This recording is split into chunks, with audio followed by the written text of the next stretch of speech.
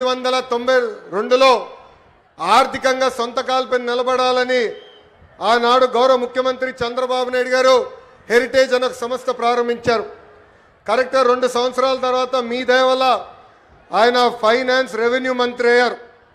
ఇప్పుడు కంపెనీ ఎవరో చూడాలని అమ్మకి చెప్పారు, కంపెనీకి ఒకసారి వెళ్ళి నువ్వు చూసుకోవాలని. మా అమ్మ ఎప్పుడు కంపెనీకి వెళ్ళా, కంపెనీ ఎలా రివ్యూ చేయాలో తెలియదు. ఆయన బలవంతం చేశారు. కారు వేసుకుని కంపెనీ దగ్గరికి వెళ్ళేది, ఆఫీస్ దగ్గరికి పైకి కూడా వెళ్ళేది కాదు. కింద నుంచే ఫోన్ చేసి పెద్దానికి నేను పైకి వెళ్ళలేను, నేను ఇక్కడ ఏం జరుగుతుందో నాకు తెలియదు అన్నారు. అలాంటిది ఈరోజు మా తల్లిని చూడండి, 5,000 కోట్ల విలువైన కంపెనీ ఆమె స్వయంగా నడిపిస్తుంది. అంతేకాదు అన్న ఎన్టీఆర్ పేరుతో ఎన్టీఆర్ ట్రస్ట్ అని ఆనాడు బాబు గారు స్థాపిస్తే ఈరోజు అద్భుతంగా మా తల్లి ముందలు తీసుకెళ్తుంది. తలసీమియా పేషెంట్స్కి ప్రత్యేకంగా గౌరవ ఉప ముఖ్యమంత్రి పవన్ అన్న ఆనాడు 50 లక్షల రూపాయలు కూడా మనకి అందజేస్తాం జరిగింది.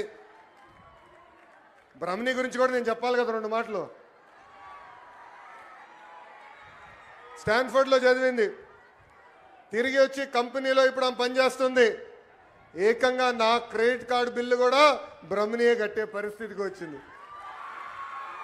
నేను ఈరోజు హాయిగా ఇక్కడ తిరిగి మీకోసం సేవ చేయగలుగుతున్నానంటే దానికి కారణం బ్రహ్మణి మొత్తం మా ఇల్లు చూస్తుందని మహిళలందరికీ నేను తెలియజేస్తున్నా.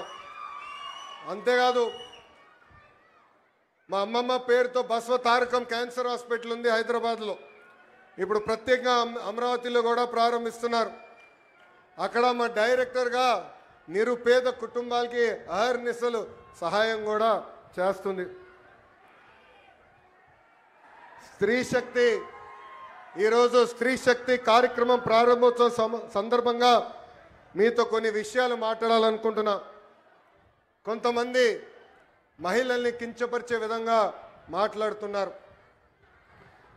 మహిళలు ఎంత బాధపడతారో నేను స్వయంగా నా ఇంట్లో నేను చూశాను.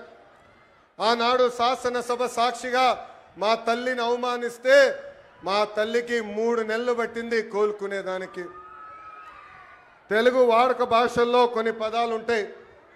చీర కట్టుకున్నావా, గాజులు తొడుక్కున్నావా, అమ్మాయిలాగా వేడవద్దని కొన్ని పదాలు వాడతారు. అవి ఎప్పుడిన్నా నాకు చాలా బాధ కలుగుతుంది. అలాంటి పదాలకి మనం ఫుల్ స్టాప్ పెట్టాలని ఈ సభాముఖంగా ఆంధ్ర రాష్ట్ర ప్రజలు నేను కోరుతున్నా. అలాంటి మాటలు ఎవరన్నా మాట్లాడితే మాట్లాడదని చెప్పండి. ఎక్కువ తక్కువ మాట్లాడాలి చెప్పండి. అన్న లోకేష్ చెప్పాడు తోలు తీస్తాడని. ఈ సందర్భంగా గౌరవ ముఖ్యమంత్రి గారిని ఉప ముఖ్యమంత్రి గారిని ఒక విషయం కోరాలనుకుంటున్నా. సినిమాల్లో వెబ్ సిరీస్లో మహిళల్ని కించపరిచే విధంగా డైలాగ్స్ వస్తే